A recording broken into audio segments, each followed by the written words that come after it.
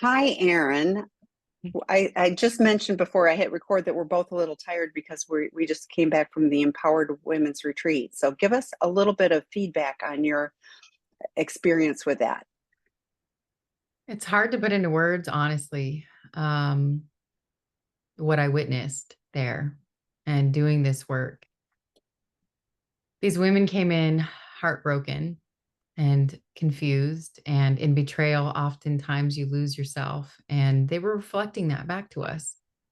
Being able to do this kind of work where we did a number of different experiential activities, some learning and application of those things, and really just watching them. There were so many moments where I saw women come back into their bodies. I was like, oh, I live here and I matter and I can have a voice. I can love differently than I've loved in the past. I have choices. If I'm choosing to stay, great. How can I do that to the best of my ability? I feel like I need to go. Great.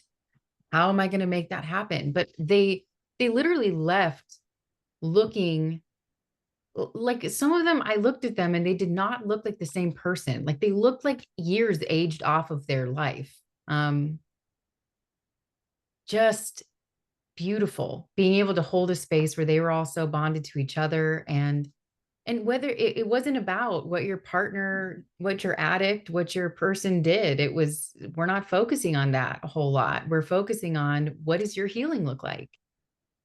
How do you want to show up in the lives of those around you and your kids? And they got it. And this group was so bonded to each other. I mean, it like brings tears to my eyes, but just that so many of them felt isolated, that they didn't have, I mean, you can't just go tell anybody about this.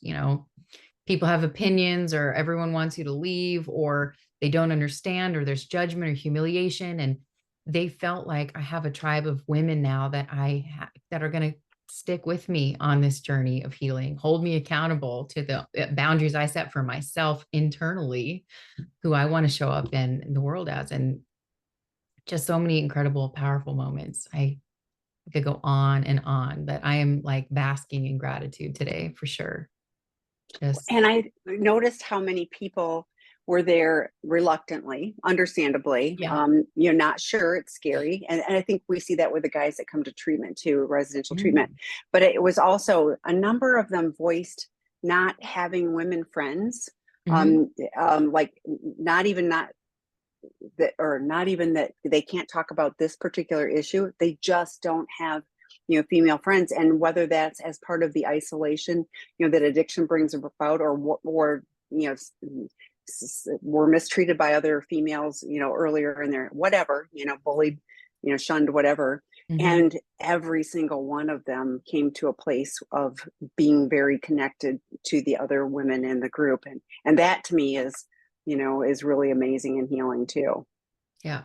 Yeah. We just did such powerful work, and the facilitators we're with, where we've become a sisterhood, and we play off each other. We know who needs to step in when, and how to adjust and be flexible when we need to be.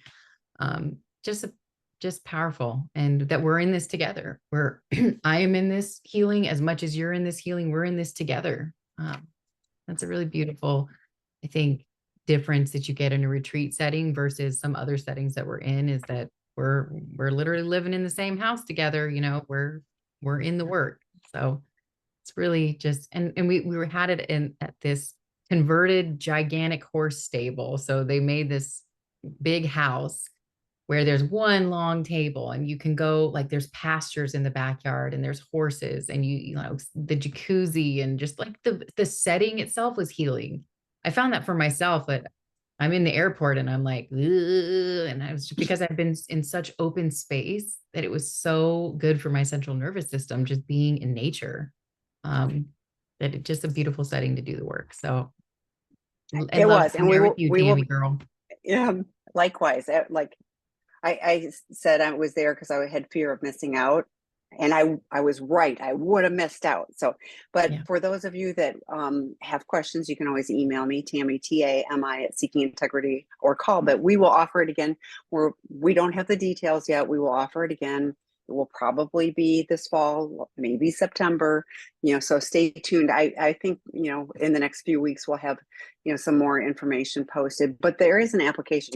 You actually can submit your application. We just don't have the details yet. So, but since we don't have questions, and this is called the live Q&A, which means you ask your questions in the Q&A at the bottom of the screen. And I've never seen that before. I haven't either, and I'm sure the function is working, but somebody could test it. But so, Erin, we were talking about, so I'm going to ask you a question. Yeah. So I'm going to ask you a question. Yeah, So I'm here. we were talking about earlier today, it's hard to translate our residential program because you just read data. And if somebody's looking for residential help, if somebody needs a higher level of help, they've done 12-step, they're working with a qualified professional, they've done our online work groups, et cetera, and they're still struggling, even if they have maybe some abstinence, but they're still struggling with stuff.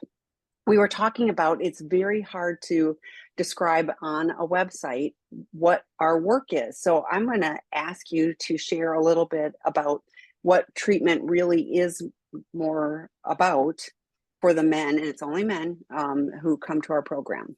Yeah. So we keep it like an 8-bed treatment center for a reason. And that's because everyone's coming in with something different. There are aspects that are through lines that are similar. We all share the same thing you're there for. But some guys, I was telling someone earlier on the phone, some guys come in and they've been sober for 9 years, but they're stuck in the relationship. They haven't learned, like, I don't know how to show up with empathy. So my marriage is still about to end because I don't know how to show up with compassion and to communicate. We look at, so, I mean, it's a number of things. Our schedule is one thing, but the work we do is around connecting that person back to themselves. How do I get this person to recovery? What has disconnected themselves from the path to a life that is in alignment with who they really are? Is that I need to look at your attachment style. Or is it my avoidant attachment based on my enmeshment with my mother that has led me to like really struggle with intimacy and I'm always going out the back door? Is it that my self-esteem is so low that I need constant validation and I'm just reaching out and getting that from whatever person I come across? Is it that I, have other traumatic situations in childhood? Is it simply that I don't know how to start a recovery program? My wife found out 2 weeks ago, I'm in crisis.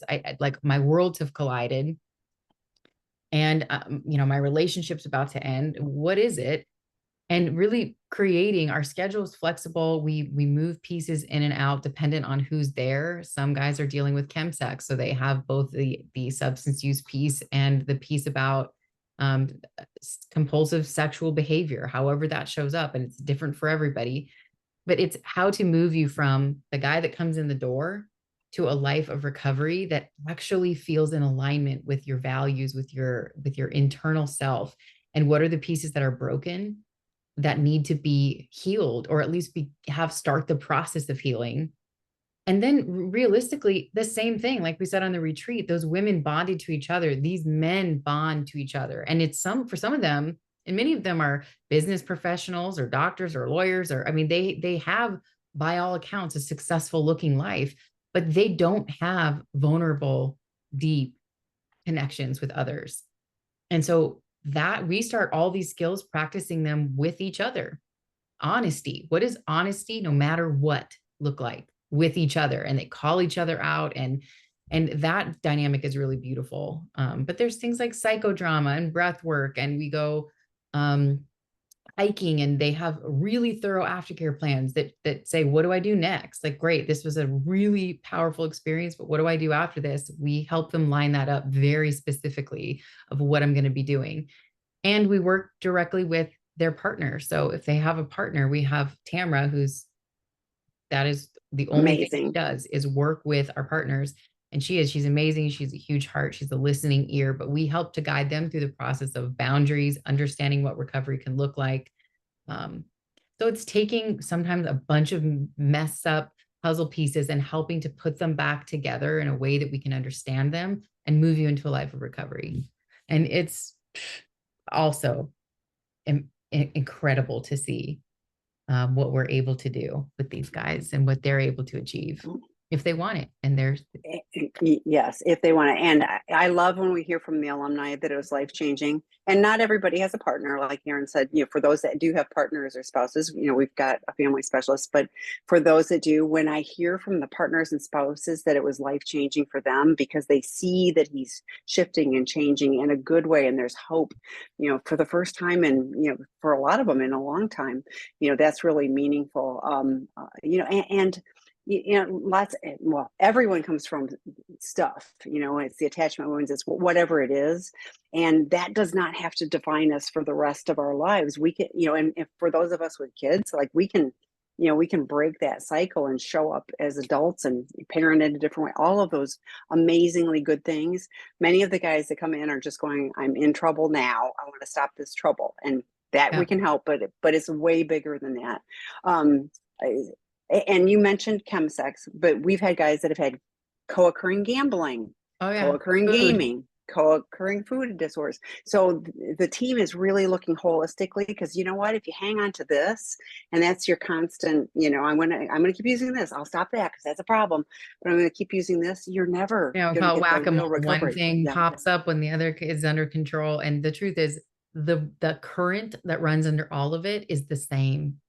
And so we have to look at all the pieces and how you can get into recovery from it all, which is saying you're leaving you. You leave yourself because you can't tolerate whatever emotions or discomfort or systems are going on inside of you to get that dopamine hit elsewhere. I don't feel, and it's, so much of that is just unconsciously living. I have no idea how to be with me and the people around me.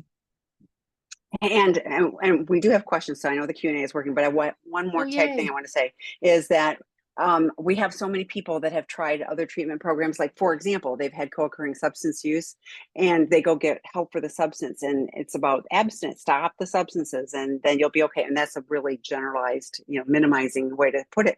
But no one's asking all these other questions about what else is going on. And our team is. So we are unique because nobody comes to us for just substance. Like, if there isn't, the sex addiction, porn addiction, intimacy disorder component, we're not a fit. So please, if a higher level of help is needed, please do reach out. But we have this free drop-in groups, low cost online work groups. We have resources for you wherever you're at.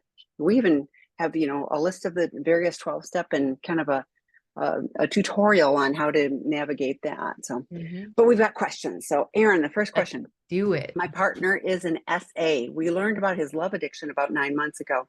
He has completed all 3 parts of the Sex Addiction 101 with Scott.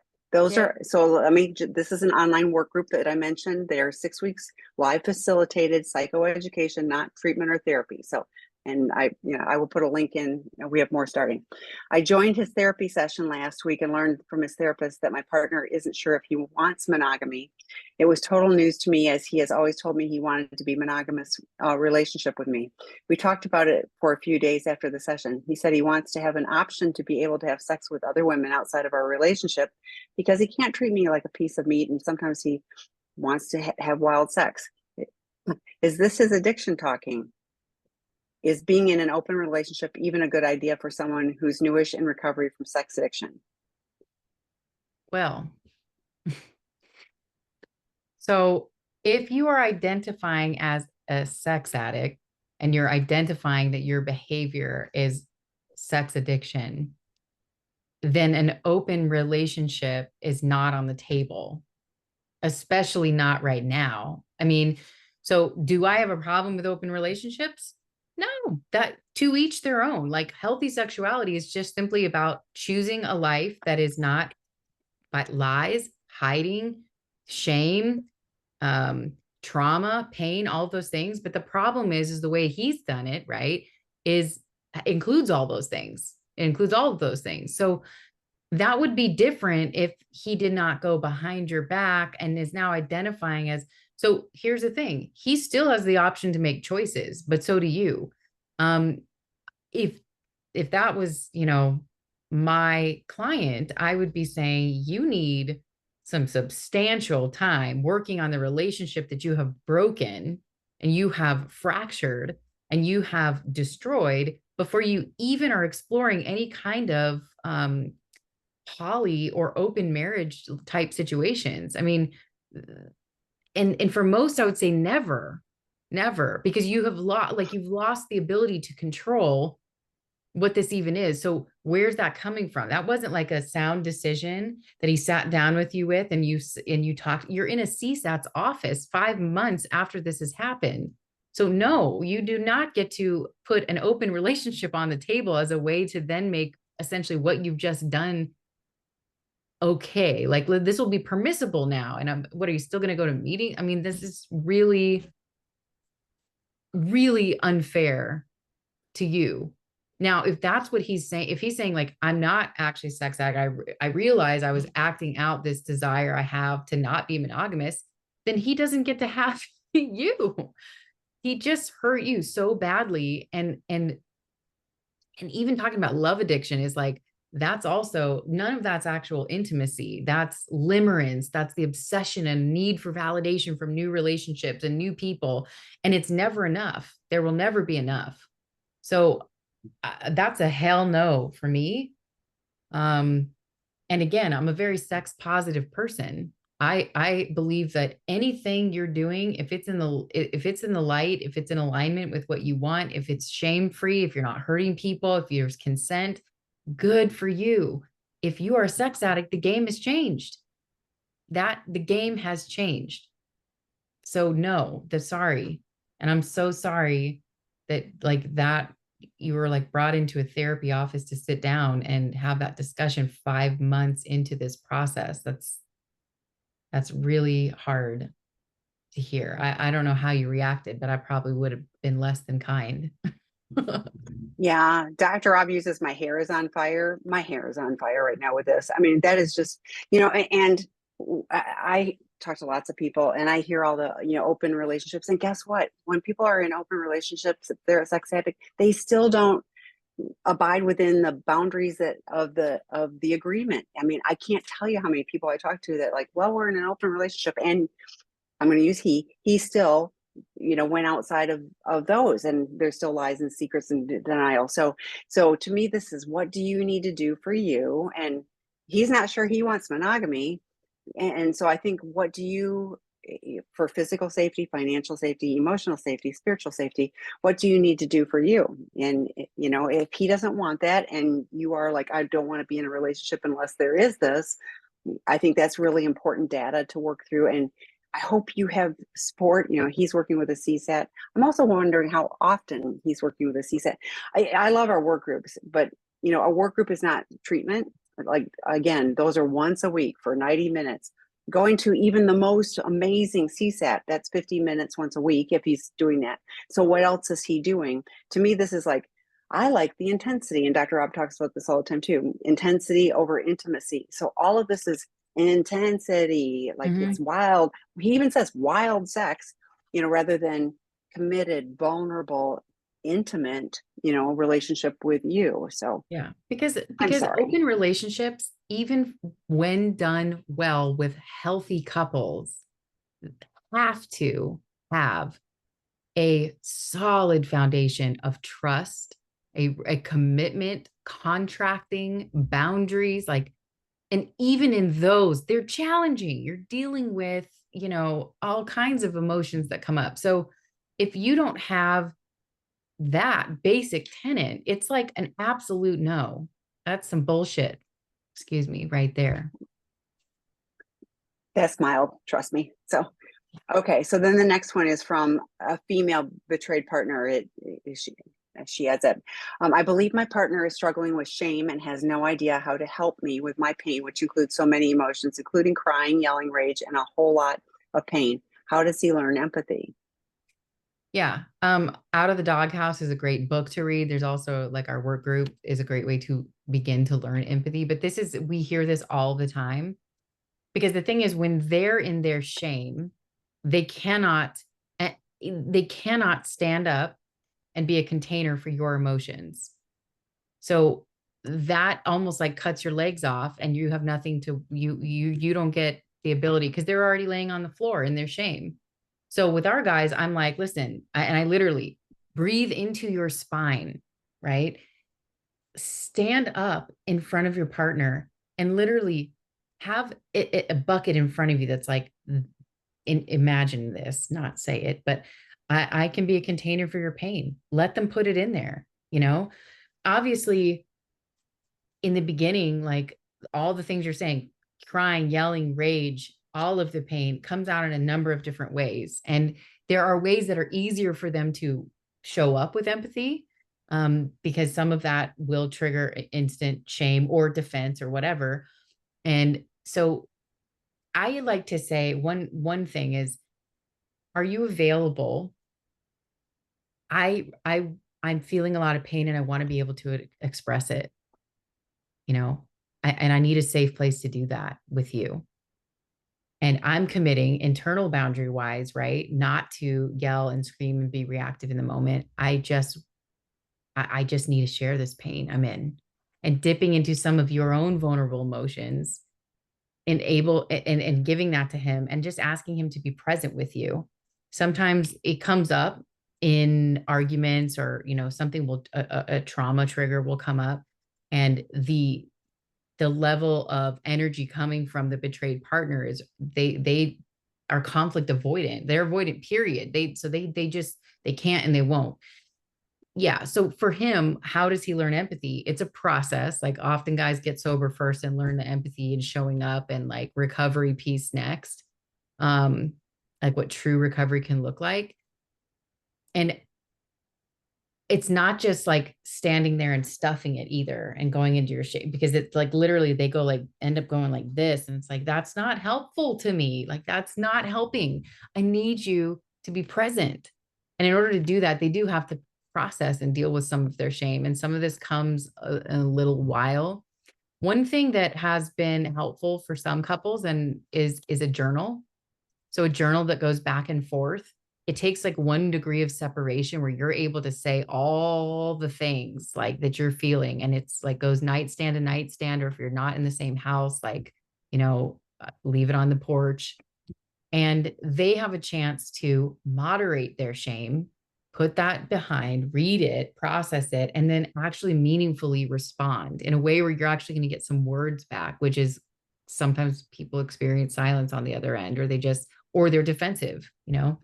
So there's a number of different tools that you can use. There's a number of different tools for him to step into empathy. Carol Sheets and AVR is amazing. It's a 3-step tool. It's acknowledgement of the feeling. I can see you're angry. I can see you're hurting. I can see you're sad. And then validating those feelings. You know, I caused that pain. And I can see that what I did is causing fear and it's causing anger.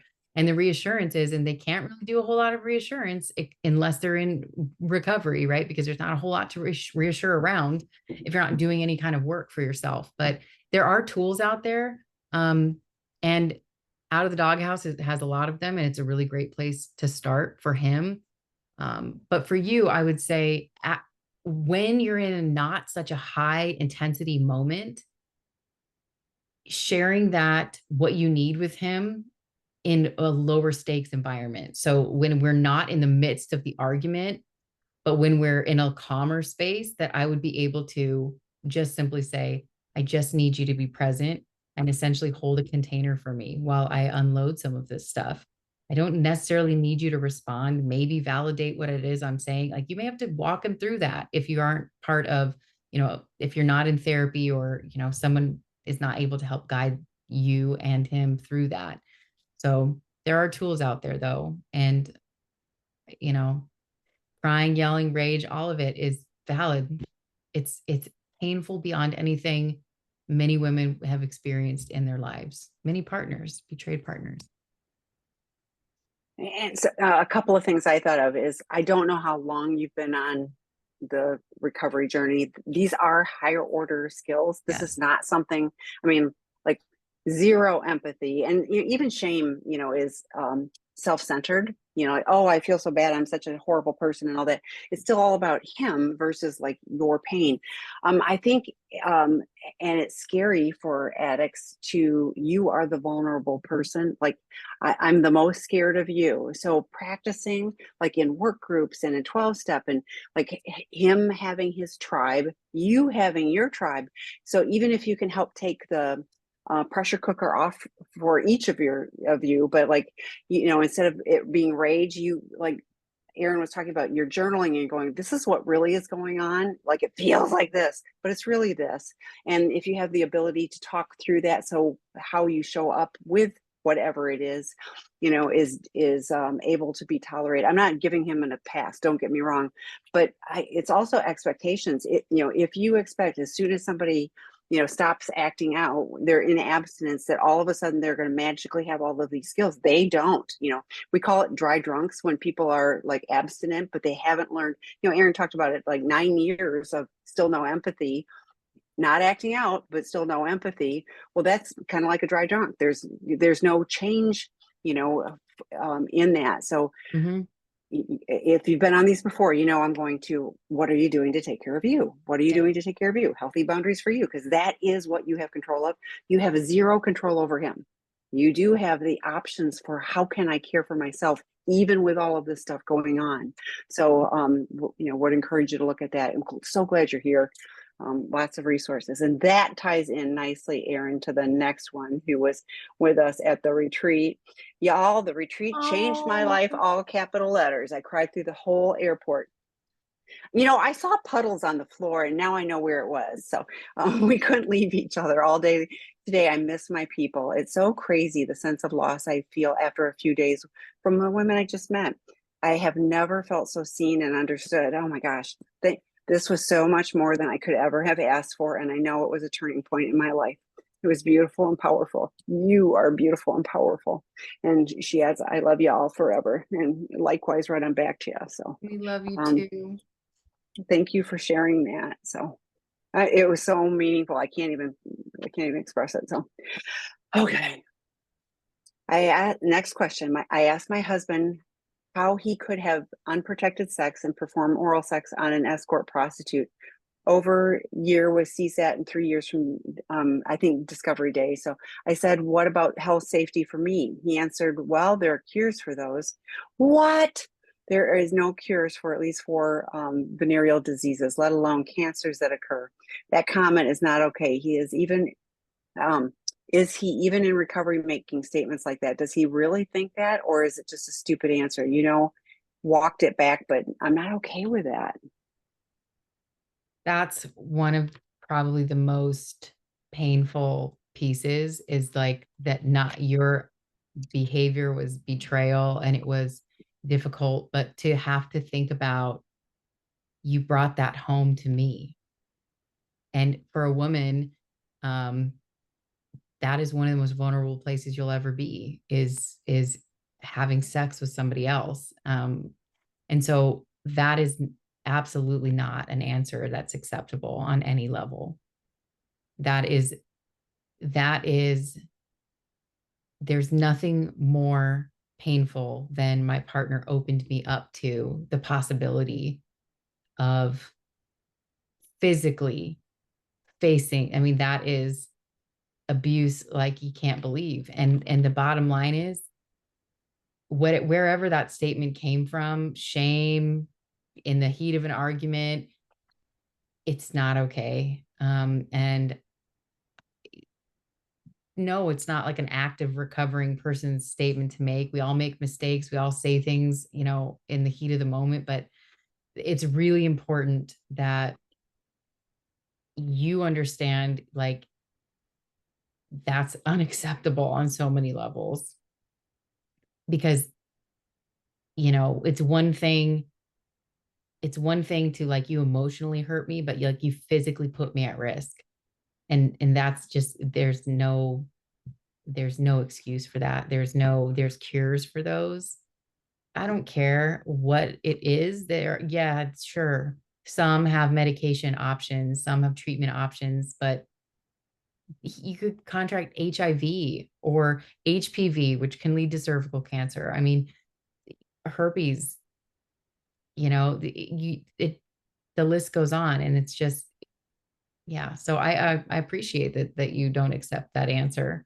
And you really need to sit down and have a conversation of how that is, you can never, you don't understand how my body was put at risk.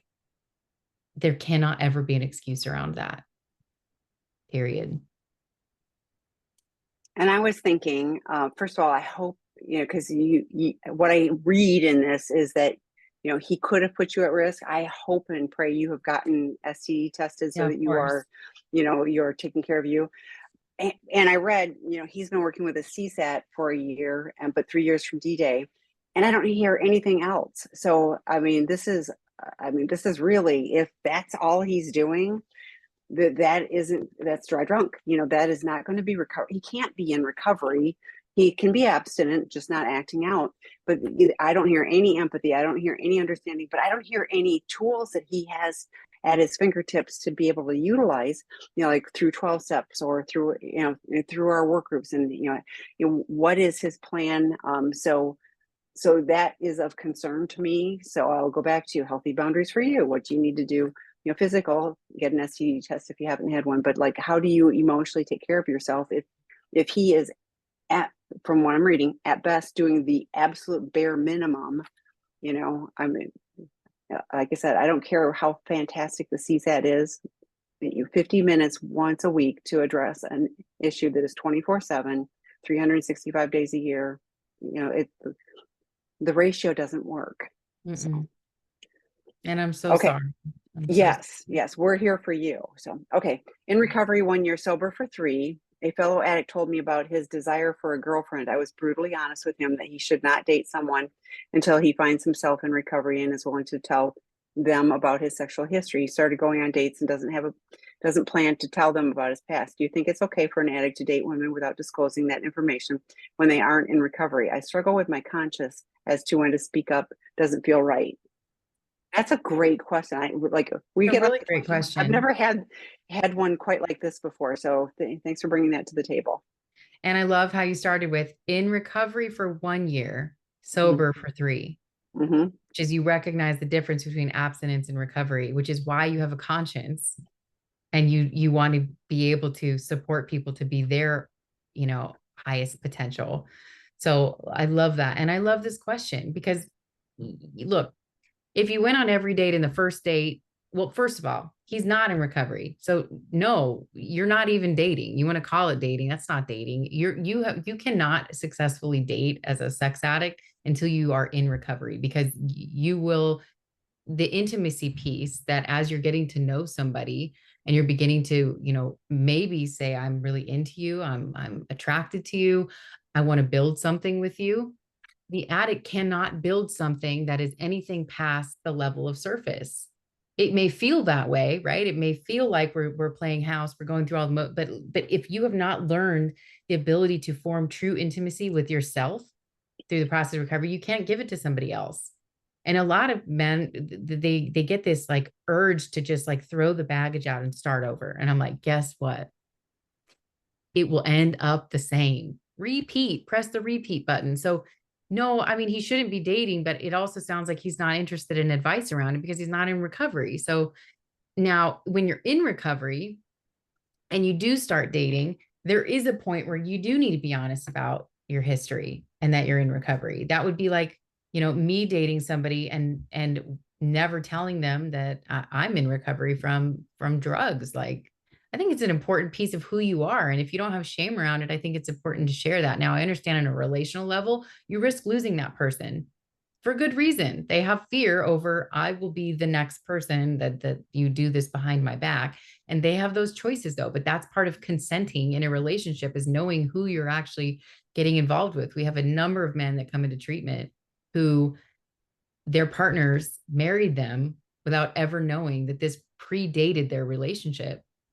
And then it pops up in their relationship and they're blindsided and they would have maybe made a different choice or at least had a different awareness over what type of work or integration should be going on with you. But you can't make those choices and you're robbed of those choices when you're in the dark. So, yeah, I do think obviously it's not necessarily a first date thing, You may not ever, you know, but once you start to like have an interest and really like somebody, you really do need to be honest about all the parts of you. um it's just, that's integrity. That's integrity. So thank you for Yes. being a good friend, a good person in recovery that's looking out for other men around you, and hopefully elevating everyone to their highest potential. I appreciate that you're willing to speak up. That's risking and being vulnerable. Yeah. And here's the deal: you can't save the people he's reaching out to. Like, it's one of those. I've had other people going, "Well, I should go tell them." No, this is, there you probably can't get ahead of it. I'm thinking when Erin was talking about, dating is, when you're in recovery, and I'm like, yeah, this is probably more hooking up, a type of behavior. And regardless, Dr. Rob talks about, in recovery, it's like having, coffee at an ugly coffee place, a diner kind of place, or, it's very limited. It's not like it's separate cars. It's all of these things. There's no romantic overtures, and you learn to, to you learn if there's a possibility, and then different layers, and yes, disclosing certain information. Yeah, not in the first 5 minutes. Oh, by the way, I'm a sex addict. Now, Erin, I have had people who betray partners who have said, he told me he was a sex addict, and I thought, oh good, he's transparent about this. And they were giving the line about Right. being in recovery, and they never were. So Right. it can be Well, used that's that way part of the too. consent, is like, then at least you can go learn about it. Like, Yes. do I want to do this with you? What is recovery supposed to look like? You Yeah. know? So yeah, that's a great question. I appreciate Yeah. you asking. Yes. But congratulations on your recovery. Stay on the path Absolutely. one day at a time. Got no Yeah. control over those people. You're on the path. Yeah. Betrayed partner here. Husband's counselor is telling me he's acting out and manipulating me to try and get me to come back to him, but I don't understand why he can't do anything positive to make me feel safe to come back. I've had to get him to stop drinking, get rid of sex toys, be accountable, etc. He fails to see why some of the places he works with, oh wait, places he works with inappropriately dressed women are an issue. His constant unmonitored access to social media, electronic devices, telling me to stop talking to males, but he won't stop talking, liking posts on social media of females. I feel like it'd be easier for him to relapse, but his counselor told me because of his addict brain, he can't do that for himself. Can he really not see the things in his life are risk factors? I feel like he doesn't actually think his addiction is as bad as he thinks it is, or he could identify and change the things that are breaking my trust and making his recovery harder. Yeah. So a couple things. When your husband's counselor is telling you he's acting out and manipulating you and trying to get back home, listen to them, because if that's a person on his team over there, they're usually pretty prudent with what they choose to share with the partner, and if they're telling you, believe them. And also, I just, everything in this post like screams, I'm doing all the work.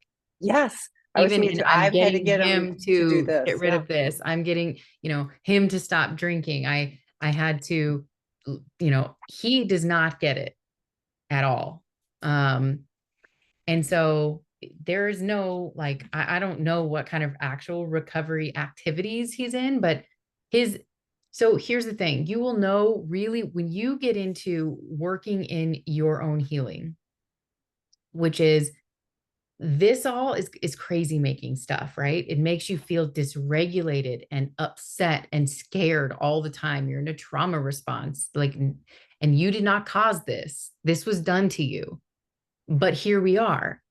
And so I would say getting really grounded, you need to work on your own healing. And when you actually, you can be very clear, here are the things that I need. Put them on the table and step off and watch what he does. If the guy that I'm seeing in this post will continue to do all the things that push all the boundaries that he doesn't see it. He's not willing. True recovery is, it's like, I'm willing to look at what your boundaries are and honor those because I've hurt you. Like, absolutely. And let me offer more. Let me offer more ways to help you feel safe. Let me do these things. This he is forcing you to do all the work. And in doing that, he doesn't have to. I'm not interested in doing the work. Um, and you're overreacting. Like that's the energy I get from this is like you're overreacting and double standards. Even though I'm the one that, has betrayed you, I'm going to set up rules for you and I'm not even going to follow them. Like this is a big ass run and get safe. So if that is like a separate bedroom, a separate house, get safe and regulate within yourself. You can find safety within you. It feels impossible when our brains are set up to like obsess over the safety in the reflection of somebody else. But if you get good therapy, join a group, get some skills to like get into your body and take care of you, this will not feel as painful. Right now, you're in the tornado. You are literally in the tornado being ripped to pieces, and it has got to feel like absolute hell. So that's my perception of what I'm reading. Obviously, I don't have all the pieces. And I'm so sorry. But get I'm off exhausted the for roller you. coaster. Yeah, this is like, wow, what a lot of work he is for you. And I'm thinking, Yeah. wow, that has to suck the joy out of your life because all the focus is on this instead of your life, And, one of the questions is like, I feel like he doesn't actually think his addiction is as bad. And he thinks that, and no, he doesn't.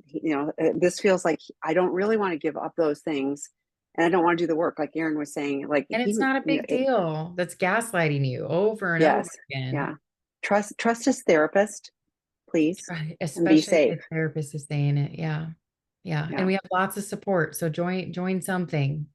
yes. I'm glad you're here. Okay, the next one. My essay has 31 months of recovery. He presented a disclosure about 7 months from D-Day. Originally, it was 11 years of acting out behavior, um, 2 years of porn, and 9 years of masturbation. My gut told me that it was BS because of red flags. He confessed at 30 months to being a sex addict the whole marriage and masturbating daily. Confessed to watching sex on TV, porn, not porn, masturbating to this stuff. Could be strip clubs more. A couple weeks ago, he says he was not a sex addict all of the marriage. How confusing. I wouldn't believe what his lips are saying. So, Mm-hmm. Yeah. This is one of those oh things. wait. I think this is the continued one. So go to 2 down. What should I do? I've asked for a new disclosure. He says you know it all. Boundaries, lock on bedroom door to calm my nervous system. He sleeps downstairs. Did a polygraph. He passed. I know your position. So we won't even talk to that. So I don't know if it's the same person because it's two different yeah, it names. is. Does that And it have doesn't to? matter. Okay. Like, yeah, Okay. I think it is because it says continued. Okay. Well, I think you're onto something with I've asked for a new disclosure. Yeah, clearly um clearly that original disclosure was not honest. And now I'm confused, I guess, because there's the part about he said he was a sex addict all the marriage, or you find out at 30 months. And then a couple of weeks ago, he says he's not. So you're not getting this is chaos, crazy making type of behavior because he's kind of stringing you along with the answer of the day, but none of them have been consistent. I think you're onto something with getting a lock on the bedroom. I love that you said calming my central nervous system because it is so important for you to weather this storm is to be able to find safety within yourself. Um, and yeah, I mean, I guess the question, I don't have the second part anymore. It's okay. Mm. I moved it because of the request for name. So you can go to answer if you need to see that. Okay. So I would say that here's the thing. All of their actions, and I say actions because words don't really matter, although his words in this situation make it worse, like far worse. They're not words that are saying good things, but um, each one of those things is a little sign that I can move closer to you or I need to move farther away from you. And right now, I would be feeling very unsafe. I don't feel like I can trust your recovery. I don't feel like I can trust even the disclosure process that we had because you didn't show up with it with honesty. And so I need to take space to feel safe. And I would be separating even just like your energy, your connection, all of that, tightening up your boundaries, and saying, until these things are met. So you're saying, I do need a new disclosure. I need to see you doing X, Y, and Z for me to feel safe. And I'm going to be over here doing my work until and if I feel safe enough to take a step towards you. Because there's just a lot of chaos in that. And it's hard because you've been in this process for 3 years essentially. And you had kind of had thought after 7 months that at least you knew it all. And then you were dealing with like recovery and healing. And then to find out that that was all flip, it's just another trauma. It's another D-Day. Well, and to me, the question was, I asked for another disclosure and he says, I know it all. And we have lots of people, even at the beginning, that go, oh, I know it all, or he says, I know it all, or whatever, and he's missing the point. You asked for this. You've asked for this. So if he really wants to be, pulling the relationship closer together, then it'd be okay. I'll do another disclosure. What is the harm of doing another disclosure if my partner really, really wants this, is trying to build safety? You're sleeping in separate rooms. Good. I'm good for you for taking care of you, but you're trying to calm your nervous system. Stuff is not okay. And if he's just going like, yeah, you know it all, it's so dismissive. From that standpoint too.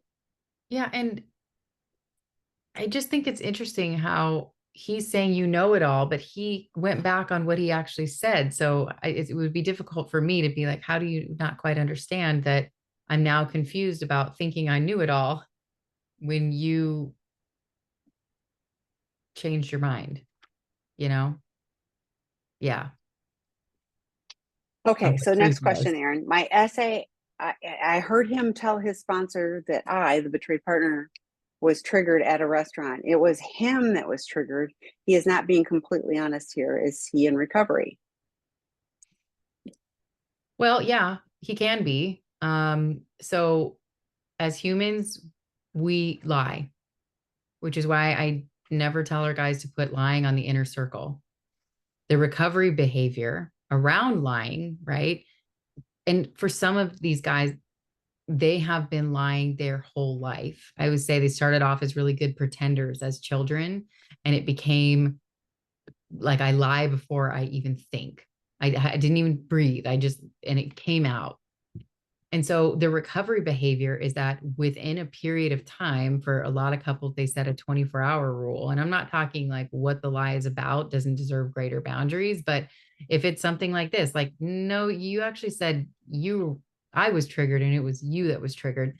Like to me, that's something that in 24 hours, if he came to you and said, you know what, I said this to my sponsor, or he says it to his sponsor.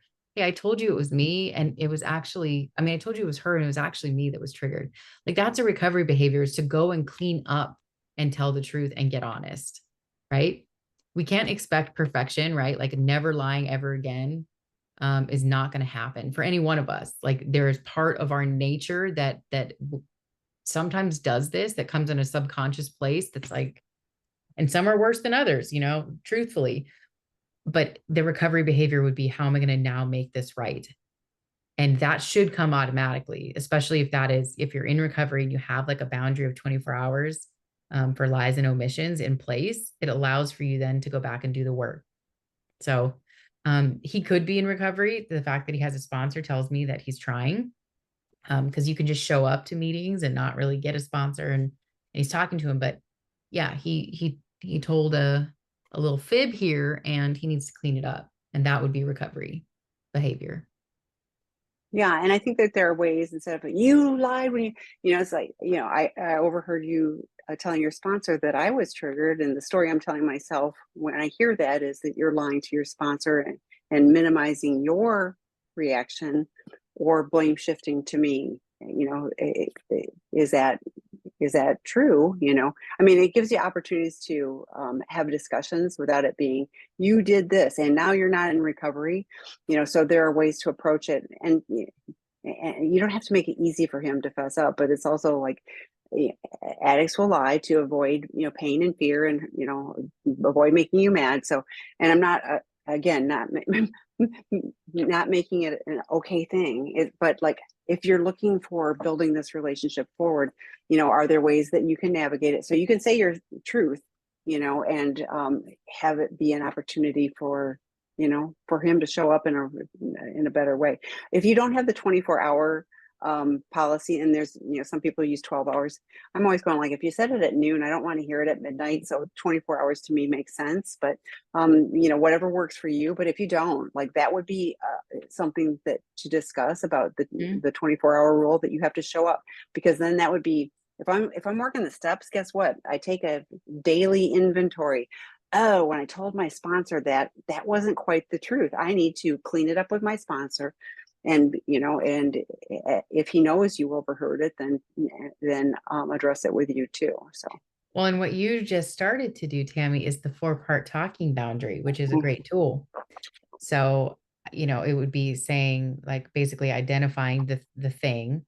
So the factual information, right, first, which would be, hey, when I overheard you saying to your sponsor that it was me that was triggered, the story I tell myself about that. So then the meaning I apply to it, right, is that you're lying to everybody, that you're lying to your sponsor, you're lying to me, you're not telling me the truth. Like, I go to that place, it makes me feel, so the emotion that comes out of that, it makes me feel unsafe, it makes me feel scared, and it makes me feel angry because I literally had to overhear this.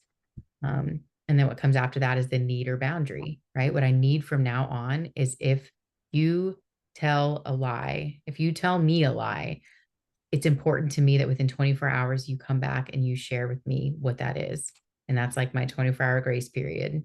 Because after that, it's going to get ugly.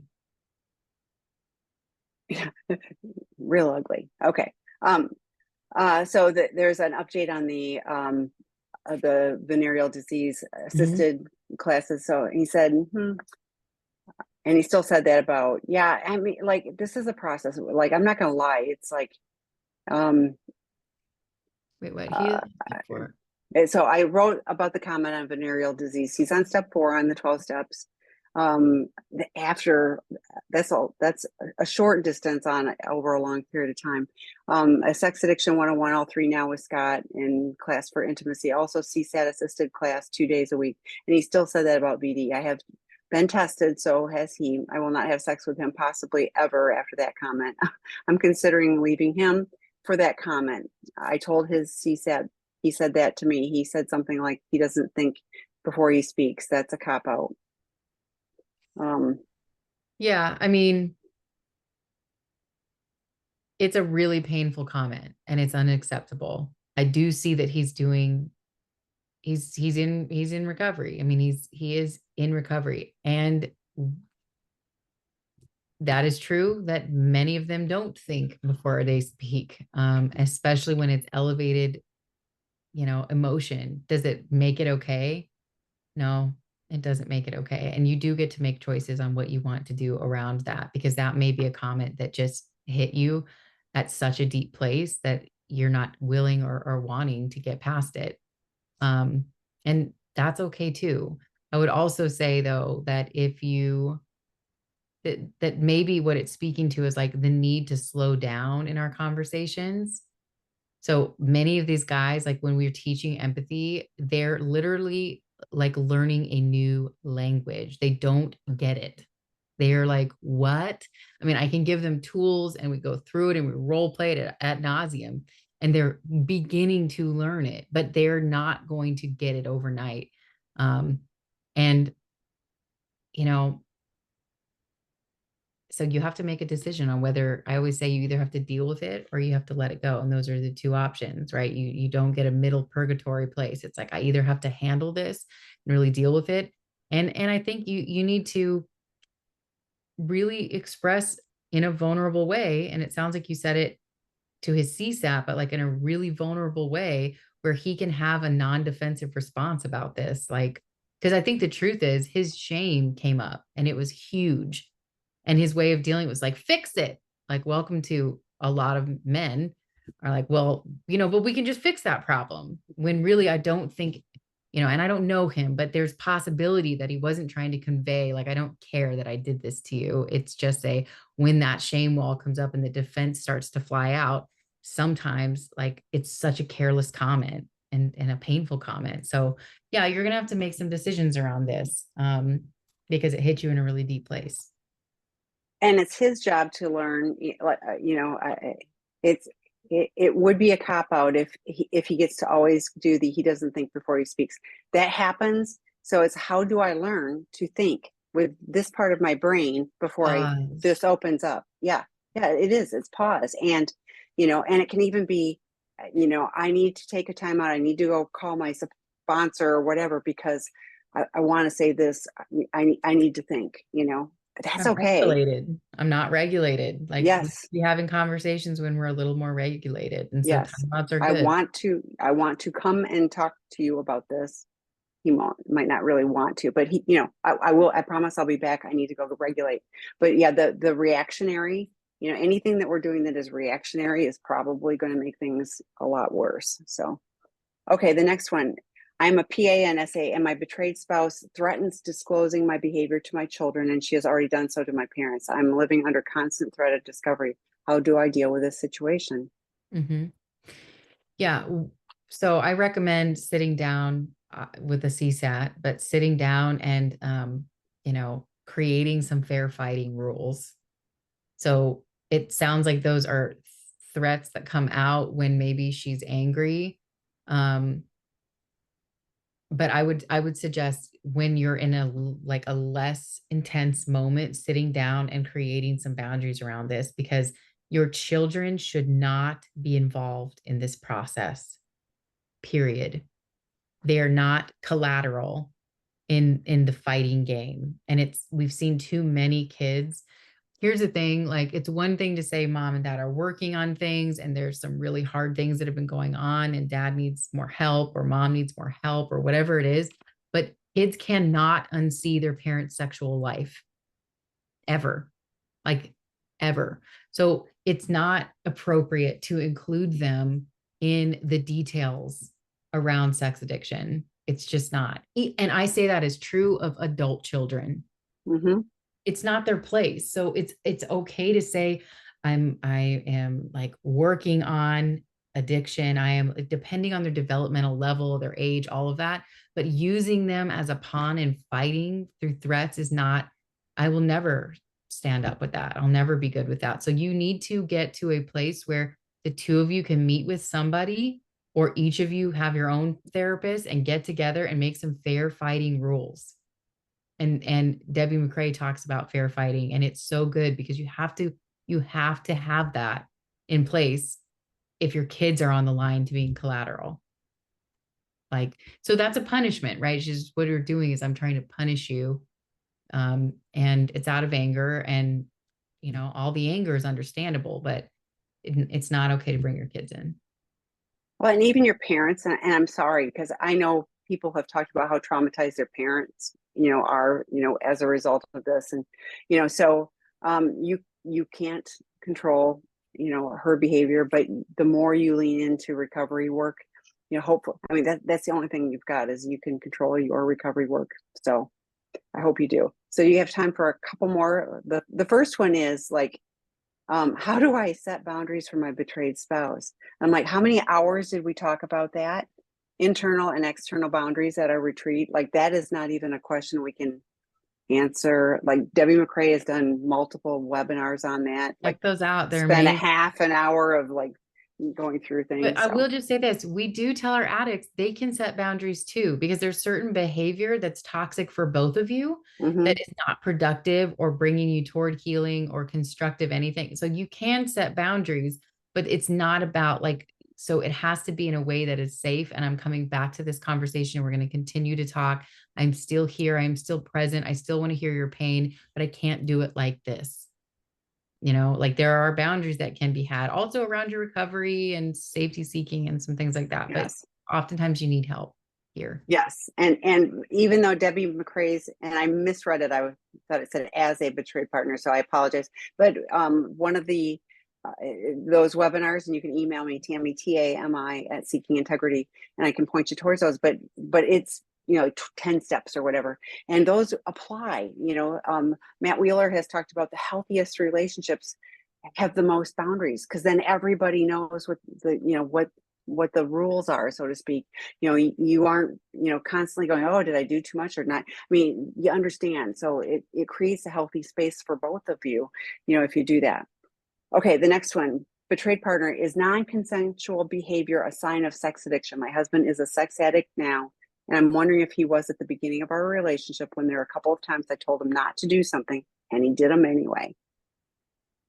Um, yes and no. So non-consensual behaviors is pointing towards offending behavior, right? So that's pointing towards my victims are non-consenting, or you're that's aggressive, that's abusive, that's not and yeah, oftentimes men with sex addiction are unboundaried around sex, so they will push boundaries, especially when drinking or under the influence of other things. But yeah, I mean, if you were seeing that early on, there definitely was a sign, a flag that, like, sexually and boundary wise, this person is not well. Like, that's not okay. When someone says no and you continue, that is a huge red flag. And that's an offender behavior, really. When you're pushing the boundary of someone who is absolutely saying no, that's not okay. So it can be part of a sex addiction. It also cannot be part of a sex addiction. It could be pointing towards offending. Um, so yeah, that's my answer on that one. He has offending behavior now as part of this. So it's, like nothing you did or didn't do caused this. And you said, was he perhaps this before you met? Probably. Most of the stuff starts before age 10. So now, not in the same way, but there's underlying issues. So healthy boundaries for you, safety for you. Um, uh, yeah. And knowing exactly when he became an addict, Hard to do. yeah, hard to tell and less important, but I am 99% sure it way predates you. So okay, we're out of time, past out of time. Thank you, Erin. Thanks to everyone for the great questions. The recording will be posted on our website. Erin will be back in 2 weeks. Dr. Rob will be here next week. So bye, everyone. Thank you. Later.